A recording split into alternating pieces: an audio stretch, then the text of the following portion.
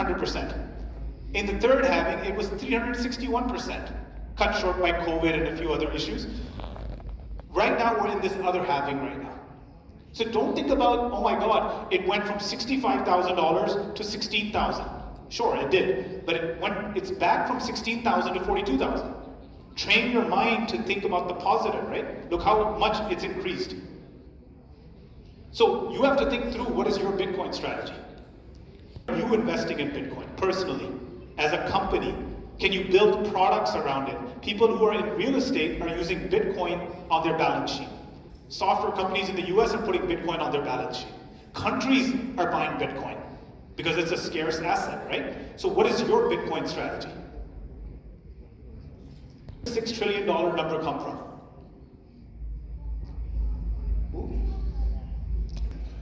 There are currencies that were bad, but maybe not as bad as us, like the Egyptian pound, 61% inflation.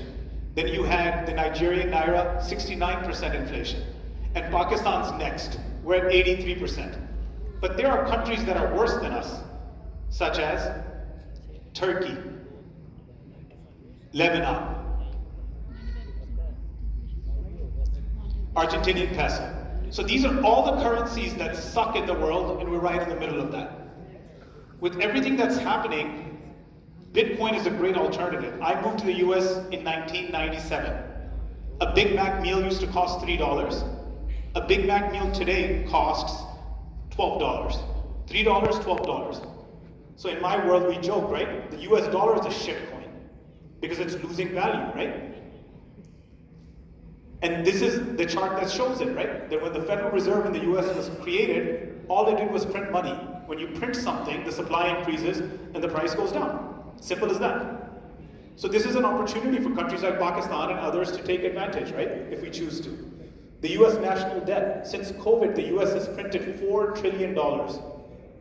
Pakistan was looking for $4 billion, the US printed $4 trillion. Right? And that debt is increasing and there's no stopping it. So they're just going to keep printing more dollars.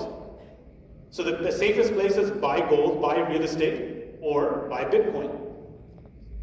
And if you still don't believe everything I've just said, Bitcoin is the top performing asset over the last 12 years. You can compare it with stocks, you can compare it with real estate, you can compare it with commodities, you can compare it with bond. Year after year after year, Bitcoin is beating everything else. So ignore it at your own peril. Then what was the fastest asset to $1 trillion?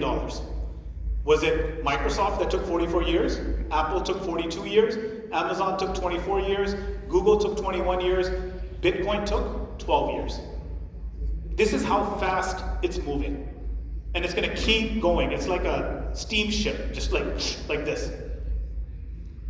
So, in a digital world where money hasn't been digitized, everything else has been digitized, right?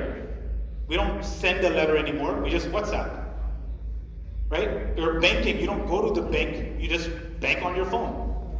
So money is being digitized, and a lot of wealth is being digitized. So right now, Bitcoin is 0.1% of 850 trillion.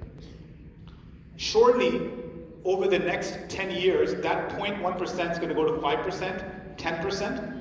And those that are not familiar, in the US, they just approved the ETF. So now anyone can buy a Bitcoin. You can be a big company and you can buy it. So people are putting that on their balance sheet. And that 0.1% is going to go to 5, 10, 15, 20%.